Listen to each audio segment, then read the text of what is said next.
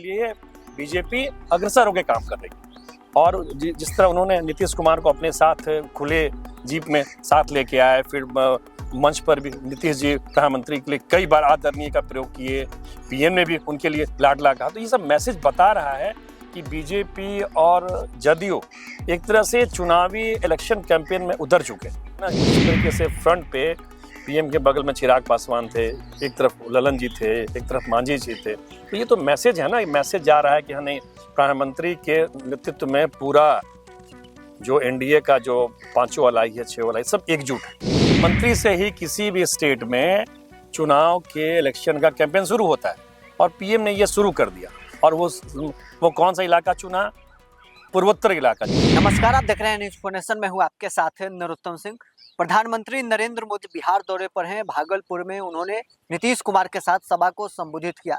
लेकिन क्या यह चुनावी आगाज है? जिस प्रकार से नरेंद्र मोदी का भाषण रहा, राजद शासनकाल पर भी लालू यादव पर उन्होंने खूब तंज कसा है। साथ ही नीतीश कुमार को वो लाडला बता रहे हैं। हमारे साथ वरिष्ठ पत्रकार इंद्रभूषण सर हैं।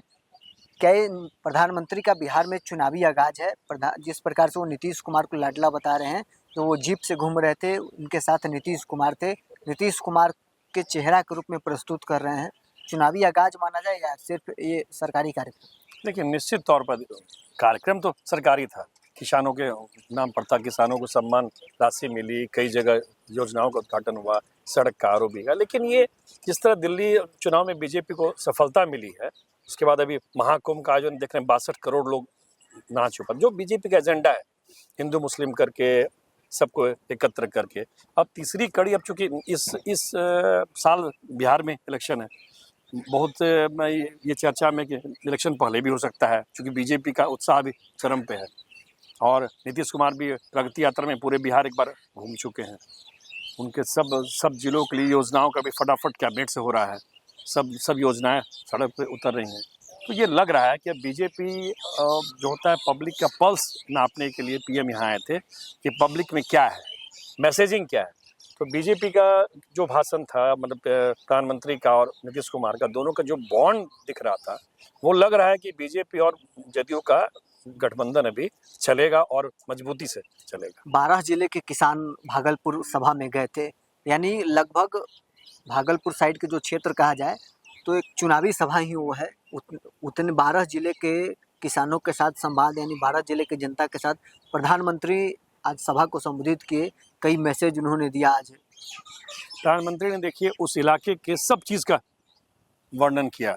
बाबा अजगैबीनाथ मंदिर, बूढ़ानाथ मंदिर, डॉल्फिन, विक्रमशिला, मैंने उस इलाके में जितने चीज़ें हैं, जितने चीज़ें को लोग जानते हैं, फिर मखाना का नाम लिया, आलू का नाम लिया। तो वो एक पूरा ये मैसेज देना चाहते हैं कि हम हर क्षेत्र में काम कर रहे हैं। और उन्होंने बोला कि मेरे एक क्लिक पर जब किसानों के खाते में पैसा गया तो वो लोग मोबाइल में चेक कर रहे थे कि पैसा आया कि नहीं।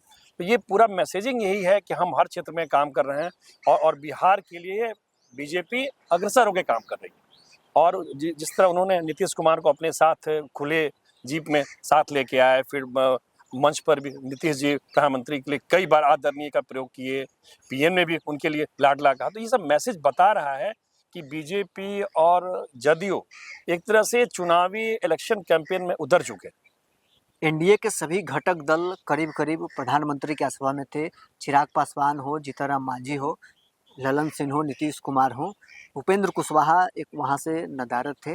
लेकिन जो केंद्रीय मंत्री थे मोदी कैबिनेट में, वो सभी वहाँ पर मौजूद हैं। क्योंकि वो सरकारी कार्यक्रम था और उपेंद्र कुशवाहा उस क्षेत्र के भी नहीं है और किसी राज्य या केंद्र में कहीं मंत्री भी नहीं है। संभवतः यही कारण होगा कि उपेंद्र जी को मंच पे नहीं रखा गया हो। कार्यक्रम तो सरकारी था, ठीक है। प्रधानमंत्री ने उसको अपने जो उनका स्टाइल है, उसको चुनावी इलेक्शन में राजद पर हमला करके, कांग्रेस पर हमला करके उन्होंने उसको बनाया। लेकिन चूंकि उपेंद्र कुशवाहा जी भी किसी मंत्रिमंडल में है नहीं, तो सरकारी कार्यक्रम में संभवतः मुझे यही लग रहा है कि इसलिए उनको मंच पर नहीं रखा गया। एनडीए एकजुट है, मैं ये भी मैसेज वहाँ से दिया जा रहा है। ये तो चला ही गया ना भाई। आप मंच को आप देख लेना, जिस तरीके से फ्रंट पे पीएम के बगल में चिराग पासवान थे, एक तरफ ललन जी थे, एक तरफ मांझी जी थे। तो ये तो मैसेज है ना, ये मैसेज जा रहा है कि नहीं, प्रधानमंत्री के नेतृत्व में पूरा जो एनडीए का जो पांचों अलाई है, छह अलाई, सब एकजुट है।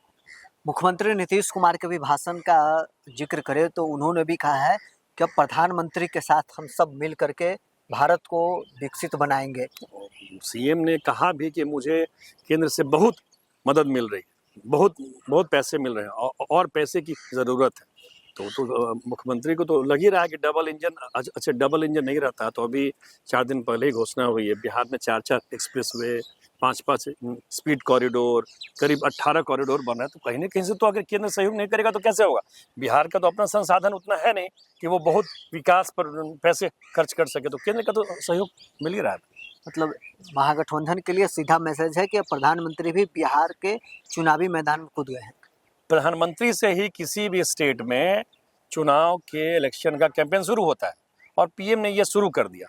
और वो कौन सा इलाका चुना, पूर्वोत्तर इलाका, जहां मुस्लिम वर्ग अधिक हैं, जहां पर बीजेपी को कम सीट आती है, तो उन्होंने एक मैसेजिंग शुरू कर दिया। अब देखिए अब लगातार लोग आएंगे, कल आज ही नड्डा आ रहे हैं, कल एक पीएमसीएच में कार्यक्रम है, बहाना पीएमसीएच, लेकिन वो तो फिर वहाँ भी चौहान भी शिवराज सिंह चौहान 2 दिन से घूम रहे थे, वो तो मखाना के लिए खेत में उतरे हुए थे पानी में। तो ये शुरू हो गया बिहार के लिए, एनडीए ने अपना इलेक्शन कैंपेन शुरू कर दिया है।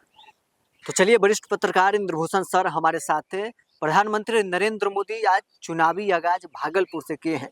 हालांकि ये कार्यक्रम सरकारी था, उसके बावजूद प्रधानमंत्री ने महागठबंधन और लालू शासनकाल पर जमकर निशाना साधा है। साथ ही नीतीश कुमार को लाडला बताया है।